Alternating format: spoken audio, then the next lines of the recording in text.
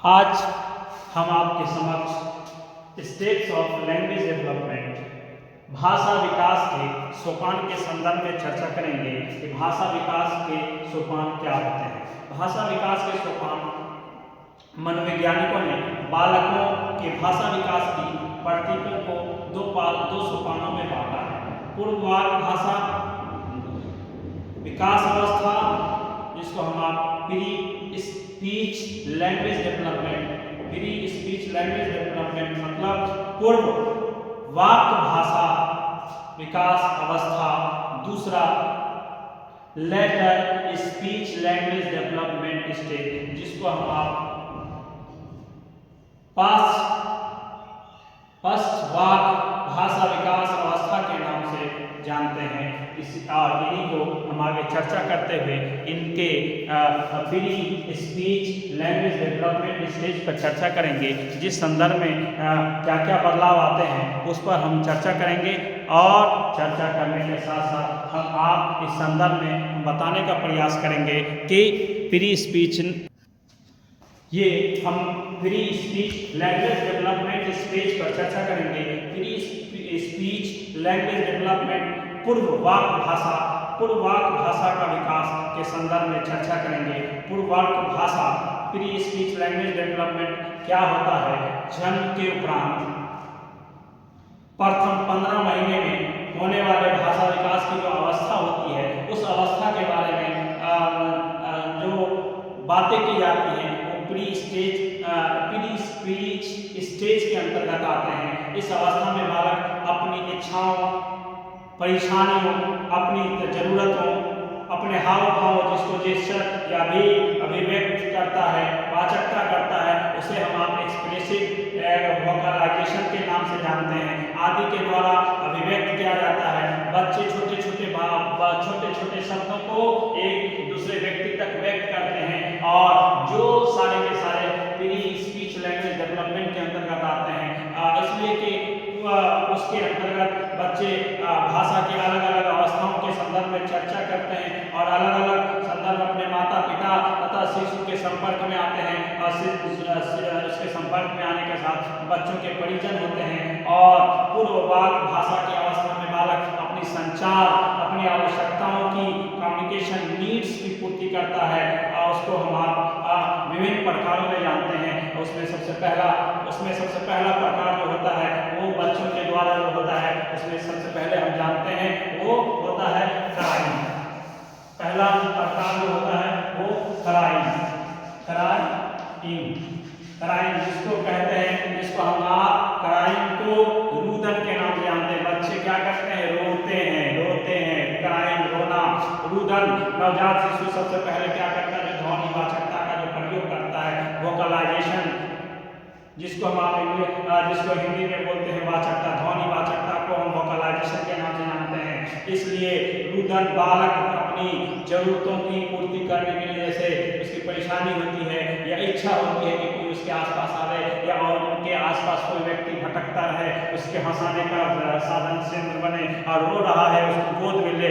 बहुत सारी अवस्थाओं को अवस्थित करने के लिए बच्चे के मन में जिज्ञासा होती है और वो बच्चा क्या करता है, क्राइंग करता है, रोता है। और रोने के साथ साथ जब उसके माँ बाप उसके गोद में लेते हैं तो उस बच्चों को ये एहसास होने लगता है कि जब हम रोएंगे तो हमको हमारे माता पिता अपने गोद में लेंगे। तब वो बच्चा क्या करता है, पहला जो स्टेज अपनाता है वो क्राइंग करता है। दूसरा स्टेज जो करता है वो होता है बबलिंग।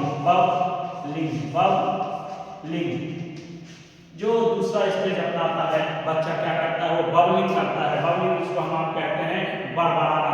बच्चे क्या करते हैं, बड़बड़ाना भाषा विकास की एक संभावना है, दूसरी अवस्था है। बड़बड़ाना पहला तो क्राइंग है जिसमें बच्चा रोता है, दूसरा बबलिंग है, जिस बबलिंग के द्वारा बच्चा क्या करता है, वो बड़बड़ाना शुरू करता है। और बड़बड़ाना में उसके बच्चे की दूसरी अवस्था होती है और दूसरी अवस्था के अंतर्गत क्या करते हैं, बच्चे छोटी छोटी अस्पष्ट भाषा का प्रयोग करता है और अस्पष्ट भाषा का जब प्रयोग करने लगता है तो शिशु बच्चा अपनी इच्छा से पैदा नहीं करता है, बल्कि ये स्वर यंत्रों की आकस्मिक क्रियाओं के द्वारा होती है। बच्चा नहीं जानता है, अपने आसपास के लोगों को अपनी ओर ध्यान आकर्षित करने के लिए बच्चे उन भाषाओं का प्रयोग करते हैं, और उन भाषाओं का प्रयोग केवल उन भाषाओं का प्रयोग बच्चे बबलिंग सिर्फ इसलिए करते हैं कि वो इसलिए बनवाते हैं ताकि शिशु 3-4 महीने का हो जाता है, और बच्चा जब 3-4 महीने का हो जाता है तो बबलिंग करने लगता है, और उसके अंदर उसके स्वर परिपक्व नहीं होते हैं, वो इनकम्प्लीट होते हैं। वो छोटे छोटे भाषाओं को, छोटे छोटे ध्वनियों को निकालता है, जिसके माध्यम से लोग उसकी तरफ उसके ध्यान आकर्षित करते हैं। और जब 7-8 महीने का जब बच्चा हो जाता है तब वह ध्वनियाँ को जानबूझकर बार बार करता है, अलग अलग प्रकार की आवाज़ निकालता है, बार बार उसके अंदर की आवाज़ सुनाई देती है जो अर्थपूर्ण होती है और होने लगती है धीरे धीरे, और बबलिंग और लर्निंग होता है, जिसको वो बच्चा क्या करता है अपनी ध्वनियों के द्वारा वो बड़बड़ाने लगता है। हम आपको ऐसा लगता है बच्चा कुछ बोलना चाह रहा है। और जब बच्चा और माता पिता और परिवार के सदस्य जो हैं उन बच्चे के पास जाते हैं और उनकी छोटी छोटी भाषाओं को सुनते हैं बड़बड़ाते हुए, उसके माता पिता, उसके परिवार के सदस्य या फिर बालक का नियंत्रण होने लगता है, और परिणाम यही होता है। और उसके बाद परिणाम ये होने लगता है कि बालक शब्दों को स्पष्टता के साथ बोलना सीख जाता है, और स्पष्टता के साथ जब वो बोलना सीख जाता है तो बालक धीरे धीरे अच्छी बातें उनके अंदर स्पष्टता आ जाती है। तीसरी चीज जो बच्चे के अंदर आती है वो जिसको हम आप कहते हैं, जिसको हम आपको जेस्चर का नाम देते हैं, जिसको हम आपको बबलिंग के बाद तीसरा जो स्टेज होता है वो जेस्चर का स्टेज होता है। जेस्चर्स के नाम से जानते हैं, और जेस्चर्स के नाम से जानते हैं, और जेस्चर्स जो होता है जेस्चर्स के नाम से हम आप जानते हैं। और पहला तो हमने आपको बताया क्राइंग, दूसरा बबलिंग बड़बड़ाना, और तीसरा हो गया जेस्चर्स, जिस जेस्चर्स को हम आप हाव भाव के नाम से जानते हैं। बच्चे क्या हैं, हाव भाव के माध्यम से अपने शरीरों के आकार प्रकार को, जेस्चर पोस्चर को, हाथ भाव को चढ़ाता है, और अपने शरीर के माध्यम से क्रिया करता है, और अपने हाव भाव के माध्यम से जो भाषाओं को प्रयोग करना चाहता है, तो धीरे धीरे छोटी छोटी बच्चे छोटी छोटी भाषाओं को बोलते हैं, इसे संदेश देते हैं, और उसे संदेश का हाव भाव का प्रयोग करता चला जाता है, जिसके माध्यम से बालक के अंदर जो है वो शब्द व वाक्यों के रूप में अपने आप को अभिव्यक्त करने में सक्षम नहीं हो पाता है, तो वो अपने जेस्चर का प्रयोग चलाता, आंख से देखता है, और अपने हाथ को केवल इधर खींचता है, उधर खींचता है, उधर अपने बॉडी को, अपने जेस्चर पोस्चर को घुमाता फिरता है, जिसके माध्यम से वो अपने लोगों को के ध्यान को अपनी ओर आकर्षित करता है। चौथा जो होता है इमोशनल एक्सप्रेशन। तीसरा तो पहला तो आपको समझ में आ गया क्राइंग, दूसरा हो गया बबलिंग, तीसरा हो गया जेस्चर, चौथा हो जाएगा इमोशनल एक्सप्रेशन। चौथा इमोशनल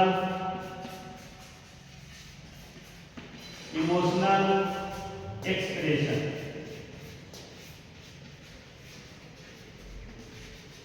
चौथा हो गया इमोशनल एक्सप्रेशन, जिसको हम आप इमोशनल एक्सप्रेशन को सांवेगिक अभिव्यक्ति के नाम से जानते हैं कि बच्चा क्या है। चौथी 4 चीजें हैं जो बच्चा जो है अपनी बातों को, अपने वार्तालाप को सिखाने के लिए क्या करता है, वो सांवेगिक एक्सप्रेशन का यूज करता है। और सांवेगिक इंप्रेशन यही है कि सांवेगिक अभिव्यक्ति के माध्यम से हमें हर व्यक्ति क्या करता है, बदलाव लाना चाहता है। वही बच्चा अपनी बात को, अपने रोने के अंदाज को, अपने हाव भाव को, शिशु अपने विभिन्न अंगों को तरह तरह के हाव भाव, न रोने की या मुस्कान की या फिर खिलखिलाने की, उछलने की परिभाषा को अभिव्यक्त करता है, और वह सुखद महसूस करता है, सुखद करता है, और वह स्पष्टीकरण करना चाहता है, और अपनी इच्छाओं को अपने परिजनों तक समक्ष पहुंचाता है, और जिसके माध्यम से अपने हाव भाव के माध्यम से अपने परिवारजनों के निकट हो जाता है, और अपनी बात को समझा पाता है, और अपनी समस्याओं को समाधान कर पाता है, और लोग उसकी तरफ इमोशनल एक्सप्रेशन के माध्यम से,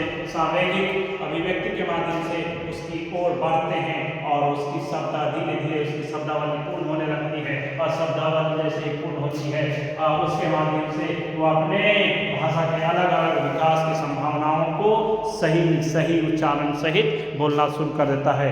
आप लोगों से निवेदन है कि आप लोग हमारे YouTube चैनल को सब्सक्राइब करें, लाइक करें, शेयर करें और हमको ज़्यादा से ज़्यादा सुझाव दें ताकि मैं और इससे भी अच्छी वीडियो के साथ आप तक मैं उपस्थित हो सकूं। धन्यवाद, आभार।